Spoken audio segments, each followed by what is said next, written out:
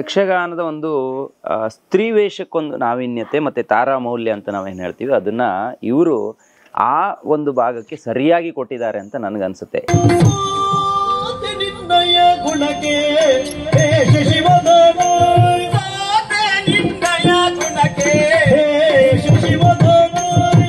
ಇಲ್ಲ, ಯಕ್ಷಗಾನದವರಿಗೆ ಇದು ಮಿಡ್ಲ್ ಅಂತ ಹೇಳ್ಬೋದು. ಮಿಡ್ಲ್ ಅಂತ ಹೇಳ್ಬೋದು. ಯಾಕಂದ್ರೆ ಅಂದ್ರೆ ನಮ್ಮ ಈ ಪೆರಡೂರು ಸಾಲಿಗ್ರಾಮ ಟೆಂಟ್ ಮೇಳಗಳೆಲ್ಲ ಉಂಟಲ್ಲ, ಆಲ್ ಓವರ್ ಉತ್ತರ ಕನ್ನಡದಿಂದ ಈಚೆಗೆ ಸೌತ್ ಕನ್ನಡ ಇದೆಲ್ಲ ತಿರುಗುತ್ತಲ್ಲ, ಇದು ಮಿಡ್ಲ್. ಇದು ಜನ ಮೆಚ್ಚಿದ್ರೆ ನಮಗೆ ಅದೇ ಖುಷಿ, ಅವ್ರು ಖುಷಿ ಪಡೋದನ್ನ ನೋಡಿದ್ರೆ ನಮಗೆ ಅದೇ ಖುಷಿ. ಒಂದು ವಿಶೇಷ ಶೈಲಿಯ ಮೂಲಕ ಒಂದು ಹೆಜ್ಜೆ ಗುರುತನ್ನ ನೀವು ಮೂಡಿಸಿದ್ದೀರಾ. ನಿಮ್ಗೊಂದು ಒಂದು ಒಂದು ದೊಡ್ಡ ಮಟ್ಟಿನ ಕಾರ್ಯಕ್ರಮ. ಇದಕ್ಕೆ ರಮೇಶ್ ಅರವಿಂದ್ ಅವರು ಬರ್ತಾ ಇದ್ದಾರೆ, ಪೂಜಾ ಗಾಂಧಿ ಅವರು ಕೂಡ ಬರ್ತಾ ಇದ್ದಾರೆ. ಇದು ನವೆಂಬರ್ 9ನೇ ತಾರೀಕು ನಡೀತಾ ಇರುವಂತದ್ದಲ್ಲ ನೋಡಿ, ಈ ಭಾಗದಲ್ಲಿ ನಡೀತಾ ಇದೆ. ಜನ ನಮ್ಮನ್ನು ಗುರುತಿಸಿದವಾಗ ನೀವು ನಮ್ಮ ಮೇಲೆ ನಿರೀಕ್ಷೆ ಇಟ್ಟು ಬರುವಾಗ ನಾವು ಜನರಿಗೆ ಹೊಸ್ತು ಕೊಡಬೇಕು, ಏನೋ ಬೇರೆ ಕೊಡಬೇಕು. ಜನರು ನಮ್ಮ ನಿರೀಕ್ಷೆಯಲ್ಲಿ ಬಂದವಾಗ ಸ್ಪೆಷಲ್ ಆಗಿ ನಾವು ಕೊಡಬೇಕು.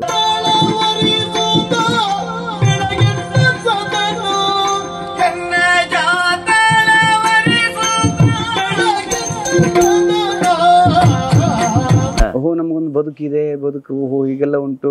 ಯಾಕೆಂದ್ರೆ ನಾವು ತುಂಬಾ ಬಡ ಕುಟುಂಬದಿಂದ ಬಂದವರು. ಉಳಿದಂತೆ ಎಂತ ಯಾವ ಇದಿಲ್ಲ, ನಾವು ದುಡಿಬೇಕು, ನಾವು ತಿನ್ನಬೇಕು. ಇದರಲ್ಲಿ ನಮಗೆ ಸಾಕಾಗುವಷ್ಟು ದುಡಿಲಿಕ್ಕೆ ಆಗ್ತದೋ ಇಲ್ವೋ. ಪ್ರತಿ ಉದ್ಯೋಗದಲ್ಲಿ ನಾವು ಇದ್ರ ವೃತ್ತಿಯಾಗಿ ಸ್ವೀಕರಿಸಿದ್ದು. ಪ್ರವೃತ್ತಿಯಾಗಿ ಕೊನೆಯವರೆಗೆ ಇದ್ದೇ ಇರ್ತದೆ. ಕಲಾವಿದನಿಗೆ ನಿವೃತ್ತಿ ಅಂತ ಇಲ್ಲ ಅಂತ ಹೇಳಿದ್ರು. ಹಾಗಾಗಿ ಪ್ರವೃತ್ತಿಯಾಗಿದ್ರು ವೃತ್ತಿಯಾಗಿ ನಾವು ನಿವೃತ್ತಿ ಪಡೆಯುವಂತ ಸಂದರ್ಭ.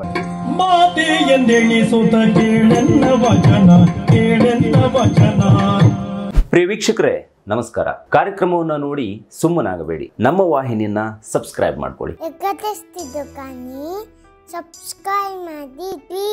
ಹಾಯ್ ಹಲೋ ನಮಸ್ಕಾರ ವೀಕ್ಷಕರೇ, ನಾನು ಸಂದೀಪ್ ಶೆಟ್ಟಿ, ಹೆಗ್ಗದ್ದೆ. ಇದು ಹೆಗ್ಗದ್ದೆ ಸ್ಟುಡಿಯೋ.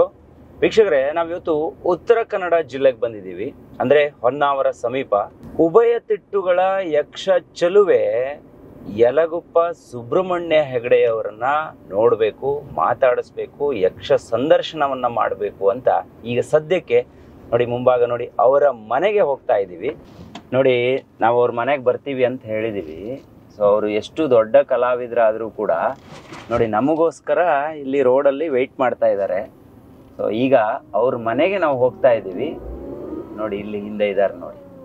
ಎಸ್, ಎಕ್ಸಾಕ್ಟ್ಲಿ ಅವರೇ ಯಲಗುಪ್ಪರವರು. ವೀಕ್ಷಕರೇ, ನಾವಿವತ್ತು ಯಲಗುಪ್ಪ ಅವರ ಮನೆಯ ಹತ್ರ ಬಂದಿದ್ದೀವಿ. ಸೊ ಇಲ್ಲೇ ಇದ್ದಾರೆ. ಸರ್ ನಮಸ್ತೆ. ನಮಸ್ತೆ. ಬೆಂಗಳೂರಿಂದ ಬಂದಿದ್ರಾ? ಈಗ ಇವತ್ತಷ್ಟೇ ಬಂದ. ಓಕೆ. ನೋಡಿ, ಇವ್ರನ್ನ ಸುಮಾರು ವರ್ಷಗಳಿಂದ ನಾವು ಪರಿಚಯ ಮಾಡಬೇಕು ಅಂತ ಅನ್ಕೊಂಡಿದ್ವಿ. ನಮ್ಮ ಹೆಗ್ಗದ್ದೆ ಸ್ಟುಡಿಯೋ ಕರೆಸ್ಬೇಕು, ಅವ್ರನ್ನ ಮಾತಾಡಿಸ್ಬೇಕು ಅಂತ. ಸೊ ಇವತ್ತು ನಮಗೆ ಇಲ್ಲಿ ಸಿಕ್ಕಿದ್ರು. ಒಂದು ರೂಪ ಇರ್ಬೋದು, ಸ್ವರಭಾರ ಇರ್ಬೋದು, ರಾಗ, ತಾಳ, ಲಯ ಎಲ್ಲವೂ ಕೂಡ ಯಕ್ಷಗಾನದಲ್ಲಿ ವೆರಿ ವೆರಿ ಇಂಪಾರ್ಟೆಂಟ್ ಆಗುತ್ತೆ.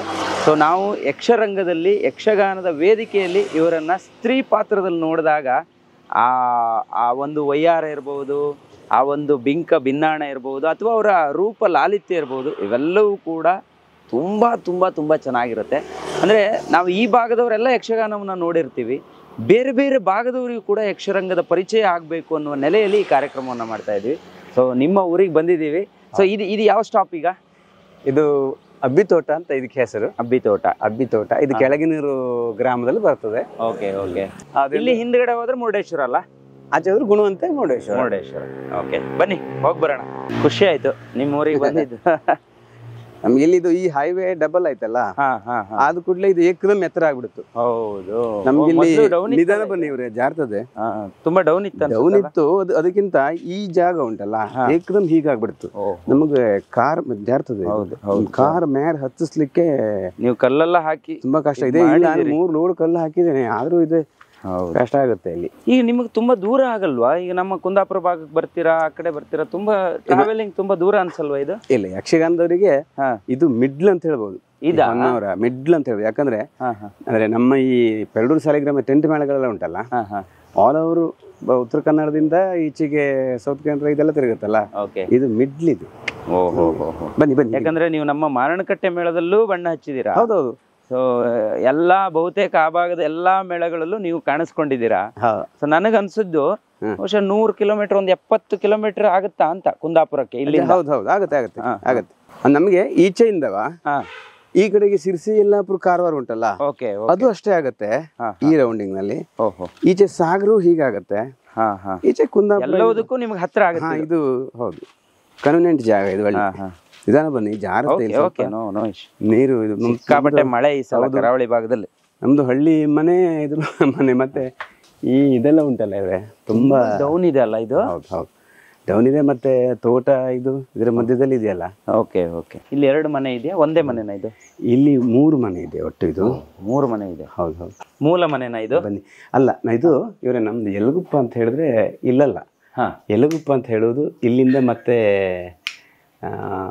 ಹೊನ್ನಾವರ್ ಹೋಗಿ ಹೊನ್ನಾವರಿಂದ 12 ಕಿಲೋಮೀಟರ್ ಮತ್ತು ಜೋಗ ರೋಡಲ್ಲಿ ಹೋಗ್ಬೇಕು.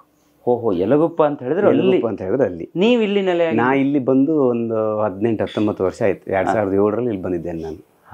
ಅಂದ್ರೆ ನಿಮ್ಮ ತಂದೆ ತಾಯಿ ಅವರೆಲ್ಲ ಆ ಭಾಗದಲ್ಲೇ ಅಲ್ಲೇ ಇದ್ದಿದ್ದು. ಹೌದು ಹೌದು. ಇಲ್ಲಿ ಹೇಗೆ ನಿಮ್ಗೆ? ಇದನ್ನ ಪರ್ಚೇಸ್ ಮಾಡಿದ ಜಾಗ ಮತ್ತೆ ನಿಮ್ಗೆ ಇದು ಹೈವೇ ಇದೆಲ್ಲ ಕನೆಕ್ಟಿವಿಟಿ ಚೆನ್ನಾಗಿ. ಹೌದು ಹಾಗಾಗಿ ಇಲ್ಲಿ ಬಂದೆ. ಇದು ನೀರು ಇದೆಲ್ಲ ಅನುಕೂಲ, ಸ್ವಲ್ಪ ಹೊಂಡ ಇಳಿದ್ಬಿಟ್ರೆ ಉಳಿದಂತ ಅನುಕೂಲವಾಗಿದೆ. ಮತ್ತೆ ನಾನು ಹೋಗ್ಬಿಟ್ಟು ಇದಕ್ಕೆ ಮೇಳಕ್ಕೆ ಹೋದ್ರೆ ಇಲ್ಲಿ ನಮ್ಮ ಮಗ ಹೆಂಡತಿ ಇಬ್ಬರೇ ಇರ್ತಾರೆ. ಇಲ್ಲಿ ಪಕ್ಕದಲ್ಲೇ ಮನೆ ಇದೆ. ಇದು ಬುಳ್ಕೂರು ಕೃಷ್ಣಾಜಿಯವರ ಅಜ್ಜಿನ ಮನೆ.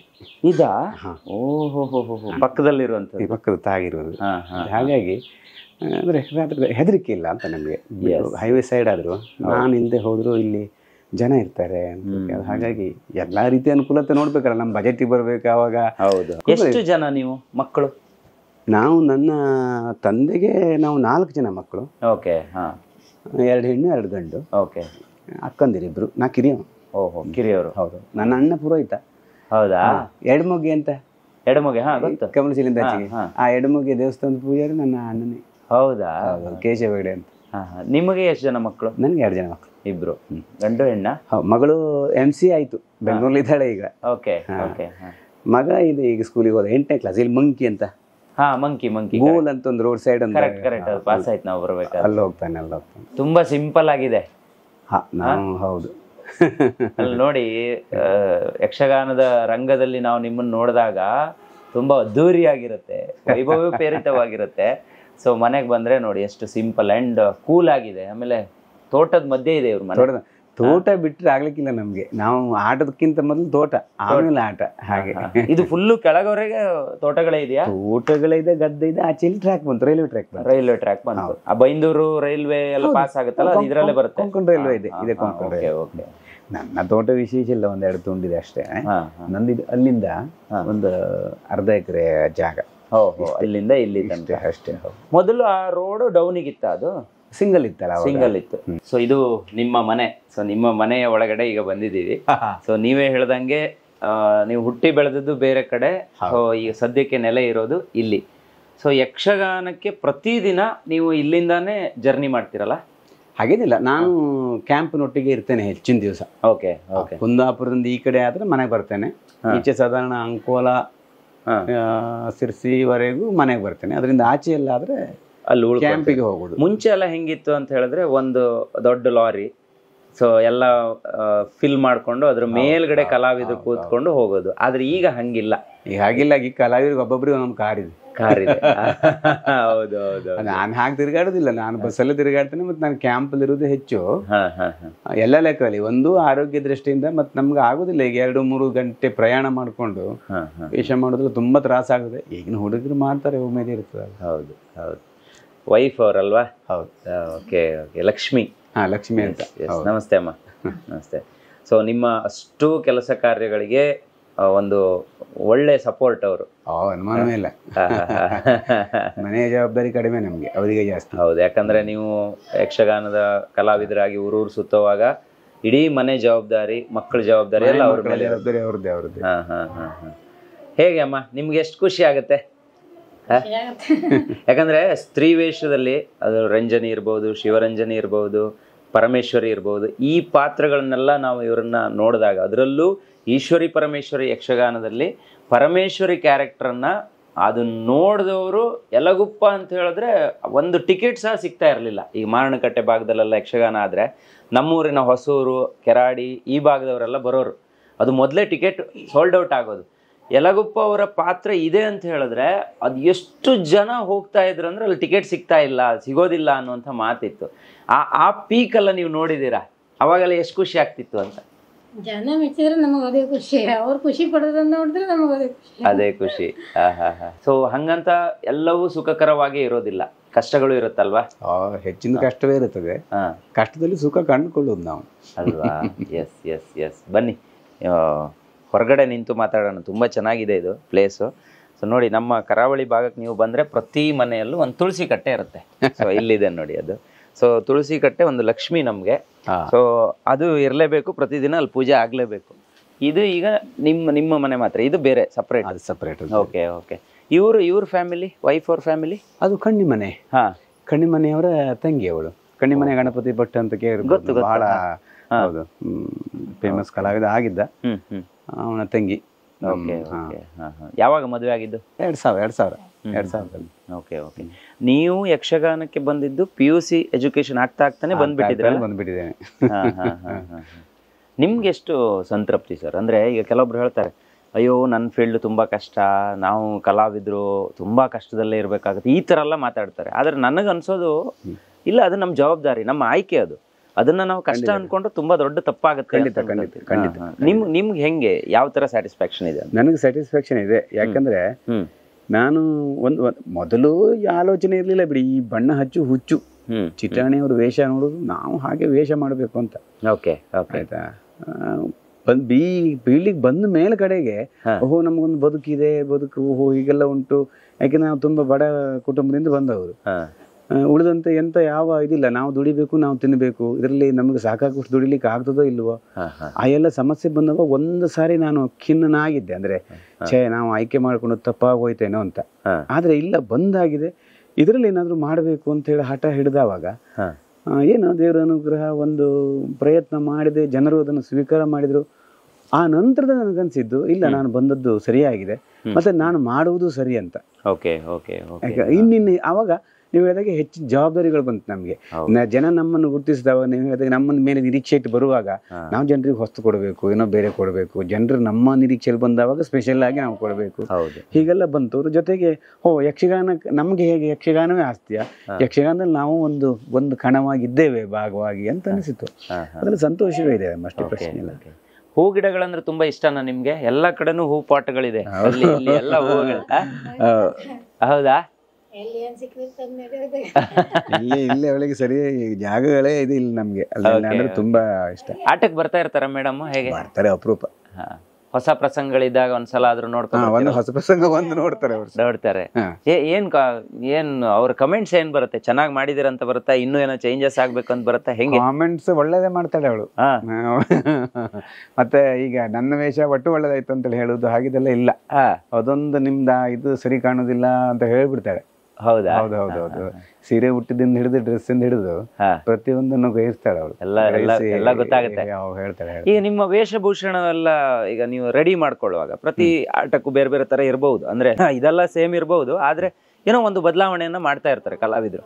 ಆ ಬದಲಾವಣೆಯಲ್ಲಿ ಏನಾದ್ರು ಸಪೋರ್ಟ್ ಮಾಡ್ತಾರ? ಹಿಂಗ್ ಮಾಡ್ತಾರೆ ಅಂದ್ರೆ ಈಗ ನಮ್ಮ ಹೊಸ ಈ ಹಳೆ ಪ್ರಸಂಗ ಬಿಡಿ ಮಾಮೂಲಿ ಅಂತ ಇರ್ತದೆ. ಹೌದು, ಅದಕ್ಕೆ ಮತ್ತೆ ಬಾರ್ದು ಅಂತಲೂ ಹೇಳ್ತೇನೆ ನಾನು. ಅದು ಮೊದಲನೇ ಹಾಗೆ ಇರಬೇಕು. ಹೊಸ ಪ್ರಸಂಗಗಳಲ್ಲಿ ಅದು 1 ವರ್ಷಕ್ಕಾಗಿರ್ತದೆ ಹೆಚ್ಚಾಗಿ, ಮತ್ತೆ ಓಡ್ತದೆ ಬಿಡಿ. ಅದಕ್ಕೆ ಏನಾದ್ರೂ ಒಂದು ಅಟ್ರಾಕ್ಷನ್ ಆಗ್ಬೇಕಲ್ವಾ, ಅದಕ್ಕೆ ತುಂಬಾ ಸಲಹೆ ಕೊಡ್ತಾಳೆ ಅವಳು. ಈ ಟಿವಿಲಿ ಡ್ಯಾನ್ಸ್ ಕಾರ್ಯಕ್ರಮಗಳು ಬರ್ತದಲ್ಲ, ಅದನ್ನ ತುಂಬಾ ನೋಡ್ತಾಳೆ. ತುಂಬಾ ನೋಡಿ ಅದನ್ನ ಹೇಳ್ತಾಳೆ, ನಂಗೆ ಕಳಿಸೋದು ಕೂಡ್ಲೆ ಈ ಯೂಟ್ಯೂಬ್ ಅಲ್ಲಿ ಇದನ್ನೆಲ್ಲ ಬಂದ್ ಕೂಡ್ಲೆ ಇದೊಂದು ಡ್ಯಾನ್ಸ್ ನೋಡಿ ಅಂತೆಲ್ಲ ಕಳಿಸ್ತಾಳೆ. ತುಂಬಾ ಖುಷಿ ಆಗುತ್ತೆ. ಈಗ ಸದ್ಯಕ್ಕೆ ಒಂದು ವಿಶೇಷ ಕಾರ್ಯಕ್ರಮ ಈ ಭಾಗದಲ್ಲಿ ಆಗ್ತಾ ಇದೆ. ಅದು ಯಲಗುಪ್ಪ ಯಕ್ಷಾರ್ಚನೆ ಅಂತ ಹೇಳಿ. ಅಂದ್ರೆ ಇಲ್ಲಿ ಒಂದು ತೆಂಕು ಮತ್ತೆ ಬಡಗು ಎರಡೂ ತಿಟ್ಟುಗಳಲ್ಲಿ ಒಂದು ಶಿಷ್ಟ ಸಂಪ್ರದಾಯ, ತನ್ನದೇ ಅಂತ ಶಿಸ್ತು ಮತ್ತೆ ಒಂದು ವಿಶೇಷ ಶೈಲಿಯ ಮೂಲಕ ಒಂದು ಹೆಜ್ಜೆ ಗುರುತನ್ನ ನೀವು ಮೂಡಿಸಿದ್ದೀರಾ. ನಿಮ್ಗೊಂದು ಒಂದು ದೊಡ್ಡ ಮಟ್ಟಿನ ಕಾರ್ಯಕ್ರಮ. ಇದಕ್ಕೆ ರಮೇಶ್ ಅರವಿಂದ್ ಅವರು ಬರ್ತಾ ಇದ್ದಾರೆ, ಪೂಜಾ ಗಾಂಧಿ ಅವರು ಕೂಡ ಬರ್ತಾ ಇದ್ದಾರೆ. ಇದು ನವೆಂಬರ್ 9ನೇ ತಾರೀಕು ನಡೀತಾ ಇರುವಂತದ್ದಲ್ಲ ನೋಡಿ, ಈ ಭಾಗದಲ್ಲಿ ನಡೀತಾ ಇದೆ.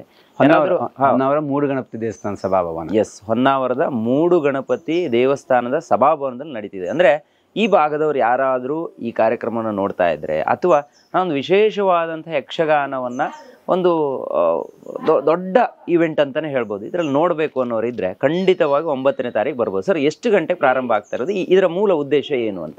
ಮಧ್ಯಾಹ್ನ 4 ಗಂಟೆಗೆ ಪ್ರಾರಂಭ ಆಗುತ್ತೆ. ಉದ್ದೇಶ ಅಂತ ಹೇಳಿದ್ರೆ ಅದೇ ಯಕ್ಷಗಾನದಲ್ಲಿ ನಾನೀಗ 35 ವರ್ಷ ಆಯಿತು. ಒಂದು 35 ವರ್ಷದಿಂದ ಇದರಲ್ಲಿ ತೊಡಗಿಸ್ಕೊಂಡಿದ್ದೇನೆ. ನಾವು ಬದುಕು ಕಂಡುಕೊಂಡಿದ್ದೇವೆ.